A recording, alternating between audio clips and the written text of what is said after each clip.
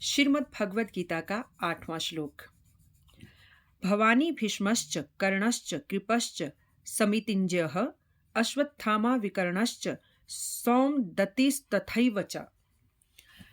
8वें श्लोक का विस्तार करने से पहले इसका अर्थ बताने से पहले मैं आपको ये बताना चाहूंगी कि श्रीमद् भगवद गीता के दूसरे श्लोक से छठे श्लोक तक दुर्योधन ने द्रोणाचार्य गुरु को पांडवों की सेना से उनकी ओर से लड़ रहे बड़े बड़े महारथियों का परिचय तो करवाया ही, साथ में उनके साथ कौरवों की और स्वयं द्रोणाचार्य जी की शत्रुता, मित्रता, द्वेष, संबंध उसका भी वर्णन किया। और वो इसलिए भी किया ताकि द्रोणाचार्य के मन में पांडवों के साथ युद्ध करने की भावना और तेज हो, क्योंकि कदाचित दुर्योधन के मन में ये संशय था कि द्रोणाचार्य क्योंकि पांडवों के ऊपर विशेष स्नेह रखते हैं तो कहीं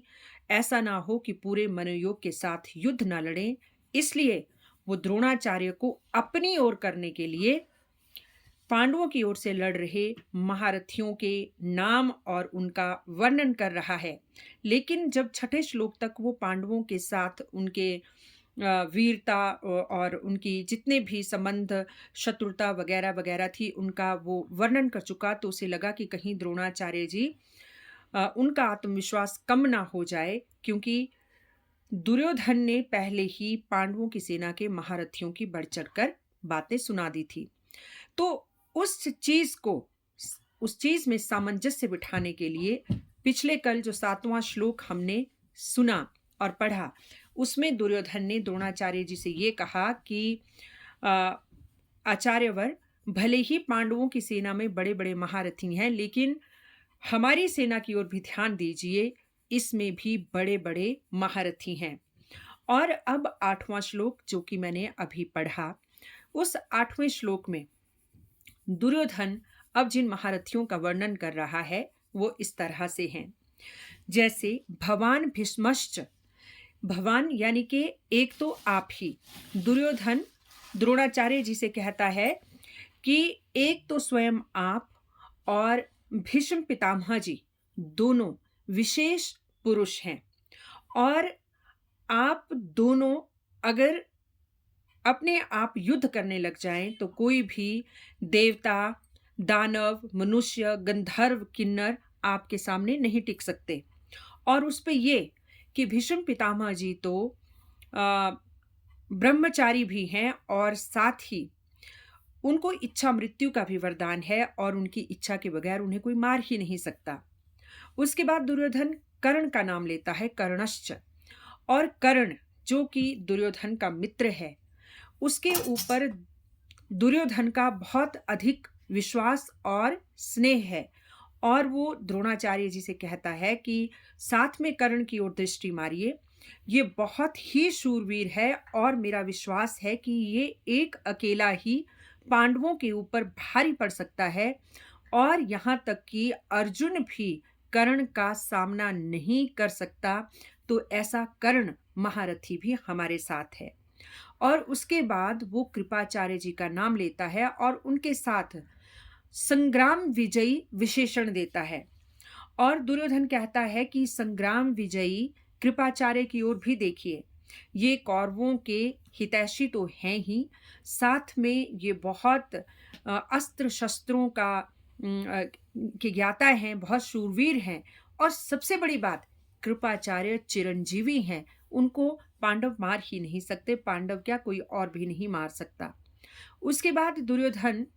द्रोणाचार्य के पुत्र अश्वत्थामा का नाम लेते हैं,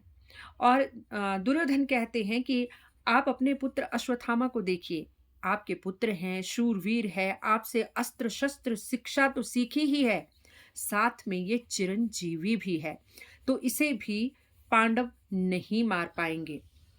अब दुर्योधन कहता है, अब दुर्योधन के मन में ये बात भी है, चाहे वो कितना ही कुटिल और कितना भी कुचाली न हो, उसे मालूम था कि पांडवों की ओर से सब धर्मज्ञ हैं और सब धर्म के लिए युद्ध कर रहे हैं।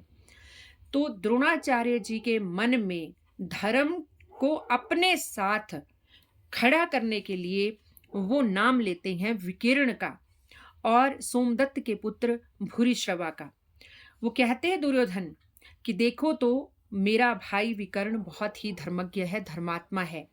और साथ में सोमदत्त का पुत्र भूरिश्रवा भी बहुत सारे यज्ञ कर चुका है और ये धर्मवान है। तो इसी तरह हमारे साथ ना केवल शूरवीर हैं बल्कि धर्मज्ञ और धर्मवान शूरवीर भी हमारे साथ हैं। तो इस श्लोक में इन सब का नाम लेने से, द्रोणाचार्य का नाम लेने से, भीष्म पितामह जी का नाम लेने से, कर्ण, अश्वत्थामा,